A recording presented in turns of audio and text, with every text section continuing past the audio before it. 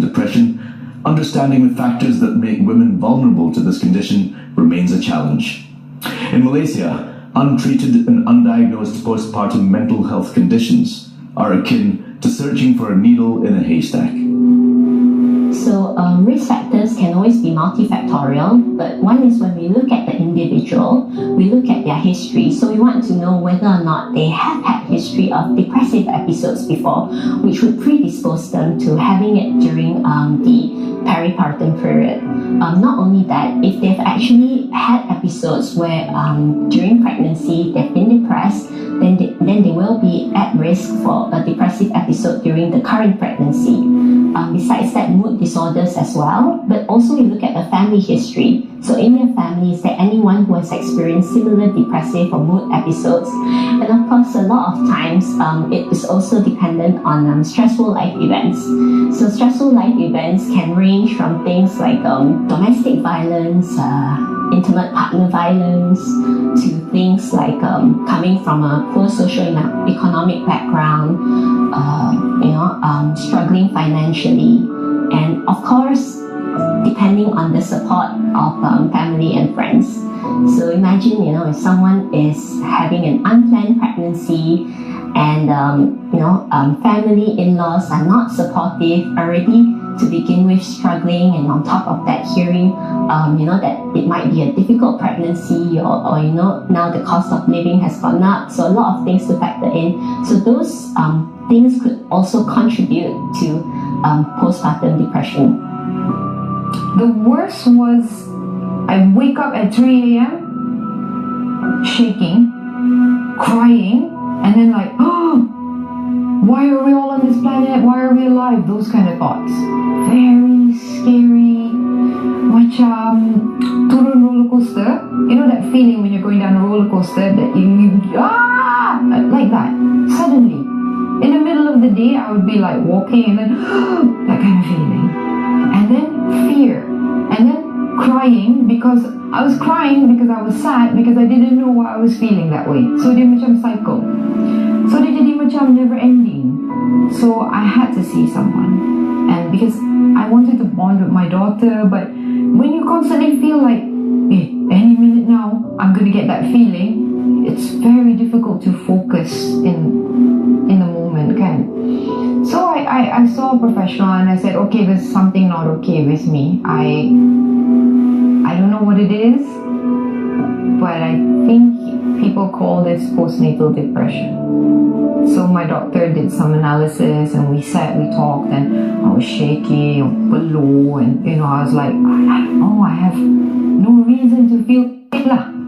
But when you sit and you talk to a therapist for many sessions, 30, 40 sessions, you realize a lot about yourself and your past and your family history and the choices you make. So I had a coping mechanism yang sangat hebat, iaitu bercakap. Okay? So most people know me as a talker, as a joker, kan? So for me, I thought maybe that's my personality. But what people don't understand is sometimes that is not a personality. It's macam a coping mechanism.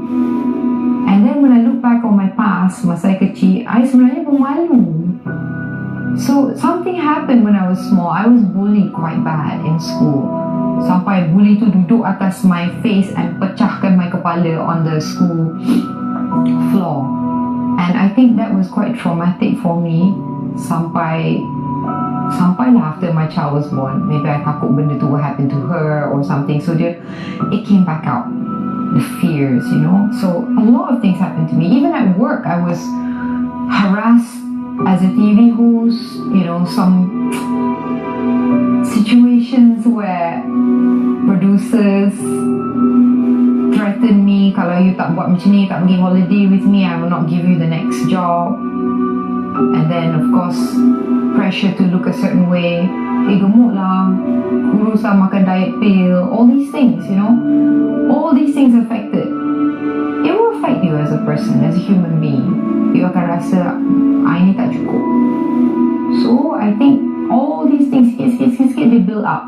So for me, the way to mengatasi dari zaman sekolah is buat lawak, banyak bercakap, menang debat, menang public speaking, supaya bully-bully tu jauh. So dia jadi satu defense mechanism. Tapi orang tak tahu because nampak macam happy kan. So I realised that mental illnesses have been shown to have some genetic component.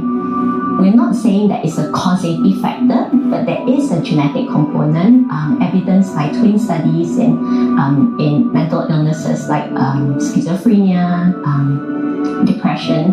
So taking a look at when we talk about family history, we're not saying that it's a causative factor, but it's definitely a risk factor, something that we would need to take into account to be more vigilant when we are assessing the individual. But if we were to look into more detail, more in depth, we can look at so that there are studies that are done in Malaysia because this is obviously an area of concern.